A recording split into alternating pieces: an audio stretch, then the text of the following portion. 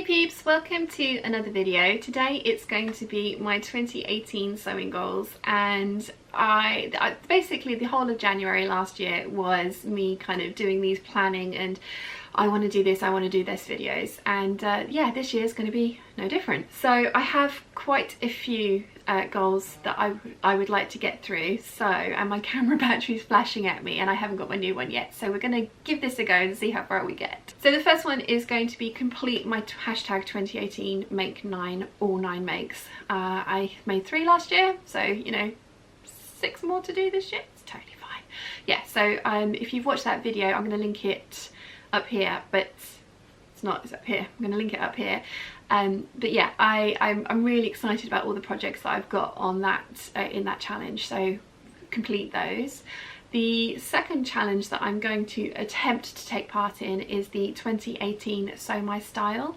Now, January is the sunny dress from Friday Pattern Company, and I don't think I'm going to get it done in January because I just don't have time, but I am going to make that one in February because it is a very quick make. And then February's is the Rumana coat from By Hand London, and I already had the fabric picked out for that, so very excited about that one. I really like the rest of the patterns that they've got as well. There's a few, like the Dirando and the Evie Lelouve are going to be new patterns that are coming out, and there are a few, like the tote handbag, that I'm going to switch in something else because I probably would use that new pattern more than I would use a tote bag. So yeah, there's going to be a few tweaks that I make to it, but I like the idea of a month of a dedicated garment and all the stuff that goes along with that, so I'm going to try that. I think I said this last year, but I am going to do my Craftsy sloper classes. So yeah, my battery died, but I got 2 things into my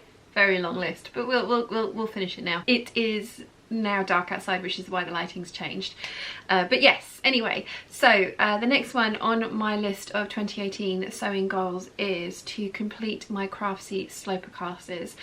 I have been super inspired by Lynn of Aussie Blackbeard because she has done the classes and she is making the most amazing things using the skills that she has learnt from that, and it's amazing because it's you've made something that fits you perfectly, and you can then make whatever you want from there, knowing that it's going to have a good chance of fitting you pretty much straight out the packet, as it were, and that you can make any style and tweaks that you want to it. And I have got all the kind of like the necklines, the closures, the sleeves, I've got the trouser one, so I have all of the Susie Ferrer classes, which again will be linked down below, and I just need time to do them, and I have time now, so yes, that is on my list for 2018. Having said, looking at all of these and all the other things that I want to do in 2018, I keep saying that I have time now. I do have time now, but after I finish all these I'm going to have no spare time whatsoever. The next one is going to be the biggest one for me, and it is to stick to the fabric and pattern budget that I have set myself for the year. Now, I have given myself £1,200 to spend over the entirety of the year, so that is £100 per month on patterns and fabric, and that is going to include all lining fabrics, interfacings, zips, everything related to sewing, because I have the world's most enormous stash. I have a lot of fabric already and I have a lot of patterns, so I really don't need any new ones. I will obviously be buying a pattern every month for the Sew My Style challenge. I have, apart from the Mrs. Depew evening gown dress, I have all my Make 9 patterns already. So yeah, I'm going to be sticking to £100 per month. Having said that, I'm going to the Knitting and Stitching Show in March, and I'm going to the Festival of Quilts in August. And at last year I spent £400 at the Knitting and Stitching Show, and about the same again at the Festival of Quilts. So although I have set myself £100 a month, it's not going to be broken up like that. It will be a big chunk to be spent there, a big chunk to be spent there, and then whatever I've got left spread over the rest of the year. I have ordered £77 worth of fabric, no, £67 worth of fabric, because there was a discount already. So yeah, I already spent some money, but I'm very excited to get started on that, and I am going to stick to that because I spend a lot of money on fabric and I have a lot of fabric already, so need to use it. Now the next one is going to be much more difficult. There's one of you lovely people came up with this, and it is 5 fabrics sewn equals 1 fabric bought. Yeah, I'm gonna try. Having said that, that £67 that I've spent is on 5 lengths of scuba, and it's actually to replace quite a lot of the dresses that I made last year with a style that I think suits me better. So I have a whole bunch of dresses that fortunately fit small girl type creature, so she's getting a whole bunch of new dresses, if she wants them of course. If not, they're going to go to the local charity shop. But so I've already bought 5 fabrics, which means I need to use 15 fabrics from my stash before I can buy anything new. That's going to be tricky, and I think as well, given what I've just said about the knitting and stitching show and the festival of quilts, I think they're going to be exempt from that, because they're special events that I go to specifically to buy fabric. So if I'm going to have like made 25 things just to buy 5 lengths of fabric, that's not going to work. But apart from those 2 things, 5 fabrics sewn, 1 fabric in, that should reduce the size of my stash and should work. It's going to be interesting. So I have and I've separated these out into 3 categories. So the next thing that I have is items that I want to make this year, and I did the similar sort of thing last year, and actually everything, 2 of the things on there were things that I wanted to make last year as well. So the first one is the butterfly gown, corset and crinoline, and I will put a picture of the fabric in up here for you so that you can have a look at what I'm talking about, and the inspiration dress as well. I have everything except for the interior parts of corsetry and the crinoline hoop. I have everything except for like the boning and the crinoline hooping to make this already. I have the patterns, I have the fabrics, I have the linings. So it's something that I would really like to get done this year. I think it's probably going to be something that I aim to get done towards the end of the year, maybe for like a Halloween or New Year's Eve. Well, mind you, spending New Year's Eve on the sofa watching Hootenanny, I'm not really going to need a gown, am I? So yeah, maybe a Halloween kind of, yeah, something, but towards the end of the year, I think that is what I would like to get that one done. The next one on my list is my Mrs. Depew evening gown with the fabric from Minerva Crafts. I'll show you a picture of the gown. I'm not going to show you the fabric until I start working with it.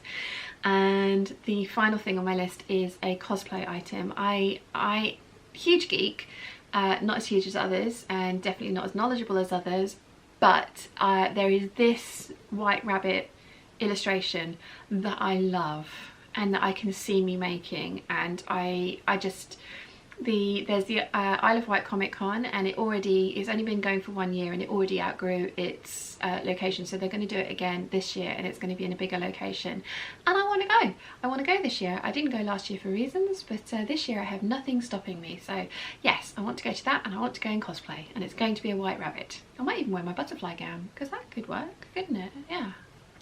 But so they're the 3 kind of like out there, over the top things that I would like to make this year, and I have the time. Keep saying that, don't I?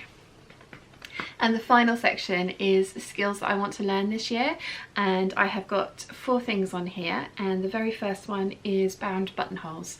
I get the principle. I've done welt pockets and things like that, so I understand it, but I've just not done it on this smaller scale, so I would like to master bound buttonholes. The next one is bra making. I think I've mentioned this a few times. I would love to learn to make my own underwear. I have a couple of patterns from Orange Lingerie already. I have a couple of bra making kits. What I don't have is underwires and a knowledge of how to size myself to their patterns, so I need to have a look at those. I believe Orange Lingerie have done a bra making book, so I'm very interested in that. But yeah, the state of my lingerie drawer is abysmal. I have so many beautiful things in there that I have worn so often that they have holes in them, and the bits are coming away and the elastic's fraying out, and they look miserable. And I cannot find, if you've watching my vlogs last year, you'll know this, I've been searching for the correct fitting underwear, and because I have a very small rib cage and very big boobs in comparison, and so finding something on the Isle of Wight that I can try on to go, yes, I'm this size, is actually impossible. Yeah, just can't. So I've been buying a lot of stuff online, having it shipped to me, trying it on, sending it back because it doesn't fit. So I think making my own is the way forward, and plus then I get to make whatever I like. And as I think I've mentioned in one of these videos that I've been filming today, Liz from Liz Sews has been making lingerie, and it's beautiful and it just looks amazing, and I want my own. So yes. Next up on the list is working with leather. I probably will not buy any more leather for myself again, because obviously vegetarianism doesn't compute with like leather products, but I have 2 leather hides and I have 3 suede hides that are beautiful and that I'm not going to get rid of, and that I would like to make bags out of. I think the suede actually might end up being part of tops or something, because it's really fine. It was intended to be a skirt, but I realised that I needed to buy about another 10 hides, so it was going to be the most expensive skirt in the world ever. But yes, I would like to work with leather. I've worked with faux leather and I believe a lot of the same principles apply, but I have a leather bag making course on Craftsy. Craftsy is wonderful, so I would like to do that. I know the bag I want to make, and I have some faux leather to practice on before I make it out of the real leather. So yes, working with leather. And then finally I have coat tailoring, because a lot of the patterns, the commercial patterns that you can buy these days, are very basic, and there is lots of more layers that you can add to it, like canvas and pad stitching and turn of cloth and twill tape and all these different things. And again, I have a few craftsy classes, tailoring classes, which I would love to sit down and apply properly to coat making, and given how many coats I want to make this year, I think that's probably a achievable goal. So yeah, I'm going to be busy. I mean, I keep saying this, I'm going to have so much more time because I'm not going to be taking any commission that crosses my path. I'm going to be taking the commissions that I am interested in and I want to do, but and this gives me loads more time, but I have successfully filled that time. I think I am going to be so busy this year, but I am so looking forward to it. I'm not going to put any pressure on myself to get any one of these things done by a certain schedule. I mean, there are like the gown for my birthday, I would like to do that. The cosplay for the Isle of Wight Comic Con, I would like to do that. But I want this year to be a kind of a natural evolution of whatever strikes my fancy, taking that to the next level. I want to perfect things. I want to learn how to do, I mean, you're never going to stop learning, especially in this kind of this industry, hobby, profession thing that we do. You're never going to stop learning. There's always new things to learn, which is what excites me the most. I get very bored in stagnant situations where it's like you've learned everything, it's just now doing it. I love learning new things, so I'm very excited for all of these goals, and fingers crossed and we shall see. I used to say that all the time, didn't I? Bringing it back for 2018. Fingers crossed I will get the majority of these done. I have little check boxes in my bullet journal, so I can't see why those won't get filled in. Anyway, I really hope you have enjoyed today's video and all this waffling. If you have, please give it a thumbs up. If you haven't yet, please subscribe, and I will see you again very soon. Bye!